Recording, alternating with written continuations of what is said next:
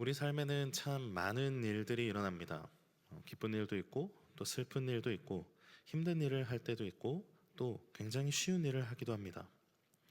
그런데 그 수많은 일들 속에서 날마다 하나님을 기억하고 하나님의 뜻대로 살면 좋을 텐데 우리는 그렇지 않을 때가 참 많이 있죠. 오히려 하나님의 뜻을 잊고 살아갈 때가 참 많이 있습니다. 그리고 때론 하나님의 뜻대로 했으면 좋았을 걸 하는 정도를 넘어서 하나님의 뜻에 반하는 행동을 하기도 합니다. 하나님께서 원하시지 않는 그런 일을 우리가 삶 속에서 행할 때도 있죠. 성경에는 이런 일이 일어날 때마다 하나님의 진노를 마주하게 됩니다. 전염병이나 주변국의 침공과 같은 그런 사건들을 통해서 하나님의 심판이 임하게 됩니다. 그렇다면 오늘날 우리는 어떨까요? 우리가 하나님의 뜻을 저버릴 때, 또 하나님이 원치 않으시는 일을 할 때 하나님은 우리에게 어떻게 하실까요? 사실 이 문제는 쉽지 않습니다. 왜냐하면 일어난 일에 대해서 이렇다 저렇다 이야기하는 것은 뭐든지 일어난 후에 하는 말이기 때문이죠.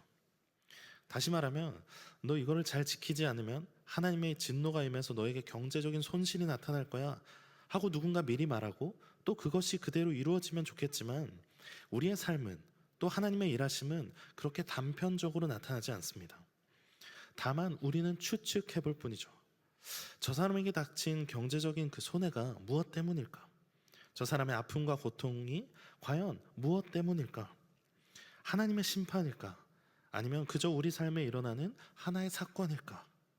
우리는 추측할 뿐입니다. 어떤 사람들은 하나님이 그렇게 딱딱한 분이 아니시다라고 말하면서 이 모든 고통과 아픔, 시험들을 그렇게 연결할 필요는 없다고 말합니다. 맞습니다. 우리의 모든 것을 아시는 하나님이 죄악을 일일이 판단하시고 심판하신다면 견딜 수 있는 사람이 없겠죠. 그런데 그렇다고 해서 우리의 죄악을 그대로 두시는 분도 아닙니다. 하나님은 정의와 공의의 하나님이시죠. 그래서 하나님은 때로 우리를 징계하시기도 합니다. 우리는 그것을 인정하면서 우리 삶에 나타나는 고난과 시험을 잘 분별해야 합니다. 그런데 중요한 것은 이 과정이 개인의 내면에서 일어나야만 합니다.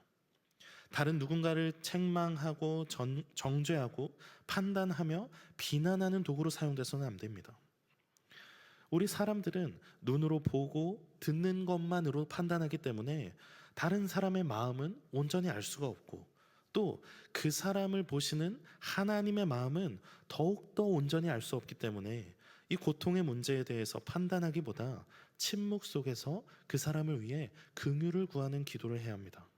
다만 그것이 나의 문제일 때, 나의 죄의 문제에 있어서는 철저하게 하나님 앞에 나의 모습을 돌아보는 자세가 필요합니다.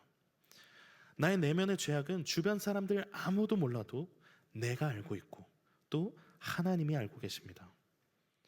그렇기 때문에 우리 앞에 당면한 문제들, 고난과 고통의 순간들이 있다면 철저하게 우리 자신을 돌아보아야 합니다. 하나님의 징계를 징계라고 깨닫는 것 또한 은혜입니다. 하나님의 뜻과 멀어진 나를 깨닫고 하나님과 다시 가까워질 수 있다면 그것이야말로 참된 은혜죠. 오늘 본문의 이스라엘 백성도 고통을 통해서 자신의 죄악을 직면하게 됩니다. 본문 1절에 이렇게 말합니다. 이스라엘 자손이 또 여호와의 목전에 악을 행하였으므로 여호와께서 7년 동안 그들을 미디안의 손에 넘겨주시니. 여기에서 놀라운 점은 악을 행하였다 그 정도가 아니라 또 악을 행하였다 하고 말합니다. 그래서 그 고통의 시간이 무려 7년이나 지속되었다라고 말합니다. 그 기간에 얼마나 괴로웠던지 마을에 살지도 못하고 산에서 웅덩이와 굴과 산성을 만들어서 식량을 보관하고 숨어 지내기도 했죠. 그래도 파종을 해야 또 먹고 살 수 있으니까 씨를 뿌리고 자라기를 기도하기도 합니다. 그러나 3절에 그렇게 파종할 때면 미디안과 아말렉과 동방 사람들이 올라와서 4절에 그 토지 소산을 멸하고 먹을 것을 남겨두지도 않고 가축조차도 남겨두지 않습니다. 그 희망조차도 꺾어버리는 것이죠. 얼마나 고통스러운 상황입니까? 식물이 잘 자라기를 기대하기도 전에 그 싹을 잘라버리는 것입니다. 참 잔혹한 시기입니다. 그리고 이스라엘은 이제 6절에 이렇게 말합니다. 이스라엘이 미디안으로 말미암아 궁핍함이 심한지라 이에 이스라엘 자손이 여호와께 부르짖었더라. 굶주림과 고통은 심해지고 더 이상 기댈 곳이 없어지자 하나님께 부르짖습니다. 그리고 하나님은 선지자를 통해 응답하시죠. 하나님의 말씀을 전해줍니다. 8절부터 시작되는 이 선지자의 말은 오늘 죄악된 우리의 삶에 말씀하시는 하나님과 정말 비슷합니다.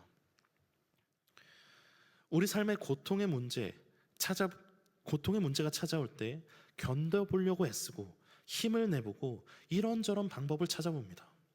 그리고 결국 내 힘으로 어찌할 수 없는 아픔 속에서 우리는 하나님을 찾게 되죠. 그리고 하나님은 이렇게 말씀하십니다.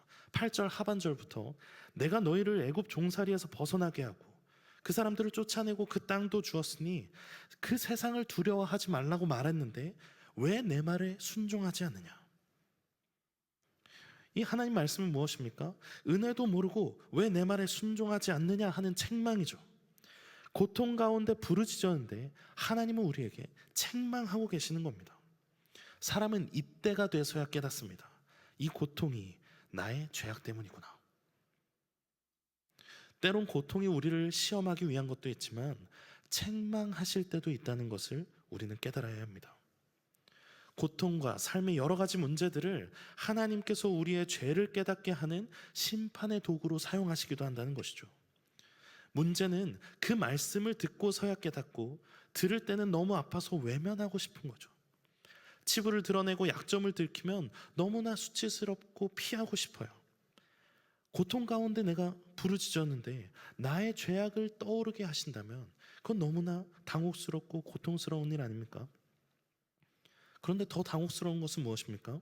오늘 본문 말씀 10절처럼 너희가 내 목소리를 듣지 않았다 하는 책망으로 하나님의 음성이 끝나는 때가 있기 때문이죠. 너 죄를 지었지 않냐? 이제 깨달았다면 회개하고 내가 너를 회복시켜 줄게 하셔야 하는데 그런 말씀이 없습니다. 왜 너가 죄를 지었냐? 왜 그렇게 했느냐 하고 하나님의 말씀이 끝나버립니다. 우리에게 당황스러운 것은 이런 일이죠. 내가 고통의 문제를 찾아 헤매고 또 말씀을 통해서 나의 죄를 깨달았는데 회복의 음성이 들리지 않을 때가 있습니다. 왜 날 힘들게 하냐고 막 부르짖다가 너가 잘못했잖아 하면 알겠습니다 하고 죄값을 달게 받아야 하는데 우린 그렇지 않아요. 오히려 뻔뻔하게 그 자리 속에서 계속 머물면서 그래도 하나님 이 고통은 언제 거두어 주시나요? 우리는 괴로워합니다. 그런데 우리는 고통의 문제가 있을 때 먼저 그 징계 앞에 바로 설 필요가 있습니다. 물론 모든 고통이, 우리 삶에 나타나는 모든 고통이 하나님의 징계는 아닙니다. 그러나 기도하면서 이 문제가 하나님의 징계임을 깨달았다면 먼저 그 징계 앞에 바로 서야 합니다. 징계는 우리를 고치는 과정이기 때문이죠. 히브리서 12장 11절부터 13절까지 말씀입니다. 무릇 징계가 당시에는 즐거워 보이지 않고 슬퍼 보이나 후에 그로 말미암아 연단받은 자들은 의와 평강의 열매를 맺느니라. 그러므로 피곤한 손과 연약한 무릎을 일으켜 세우고 너희 발을 위하여 곧은 길을 만들어 저는 다리로 하여금 어그러지지 않고 고침을 받게 하라. 징계는 처벌이 아니라 바르게 함을 위함입니다. 하나님은 당신의 그 손으로 우리를 붙드셔서 제멋대로 달려가 낭떠러지로 떨어지려는 우리를 아프게 꺾어서라도 다시 생명의 길로 돌려놓으시는 분입니다. 그렇게 하나님과 떨어져 있고 하나님의 말씀과 떨어져 있는 우리의 불신앙을 다시 세우며 회개하는 마음이 있어야 합니다. 그리고 이후에 우리는 들리지 않지만 말씀하시는 하나님의 음성을 들을 수 있어야 합니다. 우리나라는 가족을 다른 말로 식구라고 표현하기도 하죠. 이게 참 우리 문화 전반에 있는 것 같아요. 이 외국인들이 가장 당황스러워하는 한국말 인사가 뭔지 아십니까? 누군가 만났을 때 식사는 하셨습니까? 이렇게 물어보죠. 또 헤어질 때도 뭐라고 인사하죠? 언제 식사 한번 하시죠? 그렇게 인사를 합니다.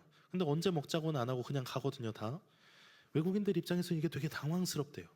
근데 우리는 자연스럽잖아요. 우리는 늘 먹는 거에 익숙해요. 밥이랑 늘 연관이 있어요. 이게 가정에서도 그렇죠. 집에서 자녀가 무언가 잘못했을 때 막 엄마가 이제 요리를 하면서 막 이제 혼을 내는 거예요. 응? 이렇게 탁탁탁탁탁 하다가도 너 엄마가 그렇게 하지 말라고 했지 막 하면서 막 또 아기가 뭐라고 대답을 하면 이렇게 탁탁탁 하다가 무섭게 칼을 들고 너 이렇게 그렇게 하면 돼 안 돼? 또 혼을 내요. 눈물을 쏙 빼게 혼내게 하고 그러면 아이는 결국 어떻게 해요? 방에 들어가서 문을 닫죠. 그러면 조금 시간이 지나서 엄마가 이렇게 소리를 지릅니다. 뭐라고 하죠? 나와서 밥 먹어! 나와서 밥 먹어! 그러거든요.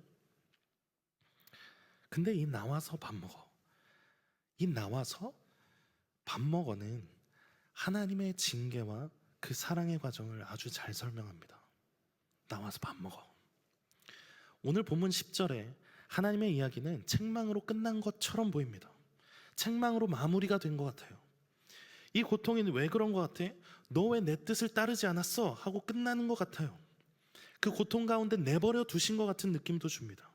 그리고 실제 이후로 아무 말씀도 하시지 않고 11절에 다른 장면으로 전환됩니다. 그리고 그 전환된 장면은 무엇입니까? 11절부터 12절 말씀입니다. 여호와의 사자가 아비에셀 사람 요아스에게 속한 오브라에 이르러 상수리 나무 아래에 앉으니라. 마침 요아스의 아들 기드온이 미디안 사람들에게 알리지 아니하려 하여 밀을 포도주틀에서 타작하더니 여호와의 사자가 기드온에게 나타나 이르되 큰 용사여 여호와께서 너와 함께 계시도다. 이스라엘 백성에게 들려주신 음성은 책망에서 끝났습니다. 책망하심으로 끝났습니다. 그러나 하나님의 징계와 회복의 과정은 계속해서 앞으로 나가며 하나님은 그것을 이루고 계셨다는 거예요. 하나님의 책망은 내 말 안 들어? 너는 끝이야 하는 선고로 마무리되는 것이 아니라 나를 바로 세우시며 먹이시는 하나님의 뜨거운 사랑의 마음이 있습니다. 우리 삶에 이럴 때가 있어요. 고통과 고난이 찾아와서 힘든 때가 있어요. 그리고 그것이 나의 죄악이라고 판단이 될 때 얼마나 더 비참합니까? 내가 바르게 서지 못했구나. 내가 하나님 앞에 범죄해서 이 고통이 나에게 닥쳤구나. 그리고 하나님의 음성도 거기서 그친 것 같은 때가 있습니다. 실제로 설교를 통해서도 말씀을 읽으면서도 기도하면서도 여전히 괴로울 때가 있어요. 하나님의 음성이 계속해서 들리지 않아서 답답할 때가 있어요. 내가 이 상황을 어떻게 헤쳐갈지, 나의 잘못이라면 그저 받아들이고 고통 속에 잠겨 있어야 하는 것인지 언제까지인지 답답할 때가 있어요. 그러나 보이지 않고 들리지 않는 그곳에서 우리 하나님은 여전히 일하고 계십니다. 우리의 죄악으로 징계와 시험의 순간에서 힘들어하고 있을 그때에 주님은 여전히 우리를 사랑하시며 회복의 밥상을 준비하시고 때가 되면 우리를 부르시는 거죠. 나와라, 밥 먹어라. 그러니 우리에게 필요한 것은 무엇입니까? 계속해서 주 앞에 머물러 있어야 합니다. 더 이상 어디로 피하는 것이 아니라 그럼에도 불구하고 계속해서 주 앞에 머물러야 합니다. 우리가 잘 아는 예수님의 제자 베드로의 놀라운 점이 무엇입니까? 예수님은 베드로에게 뭐라고 말씀하세요? 사탄아 물러가라 하는 책망도 듣고 또 예수님을 3번이나 부인하면서 이 자기의 연약함과 어리석음을 깨닫고 좌절하면서도 주님께서 찾아오셔서 네가 나를 사랑하느냐 물을 때 그렇다라고 대답하죠. 주님께서 아십니다 하고 처절하고도 자신 있게 대답합니다. 그는 낙담했지만 주가 부르실 때까지 그 자리에 머물러 있었습니다. 그리고 하나님의 선교의 도구로 쓰임받죠. 욥은 가족과 재산과 건강을 다 잃고 하나님의 뜻을 이해할 수 없었어요. 욥의 친구들은 계속해서 욥을 압박합니다. 그럼에도 불구하고 욥은 하나님 앞에서 떠나지 않았고 결국 자기 생각 너머에 있는 그 하나님을 만나게 됩니다. 우리는 계속해서 하나님 앞에 씨름해야 합니다. 계속해서 하나님 앞에 머물러 있어야 합니다. 책망하실 때에도, 침묵하실 때에도, 내 삶이 힘겹고 어려울 때에도 나와라 밥 먹어라 부르실 그때까지 주만 바라보며 그 자리에 머물러야 합니다.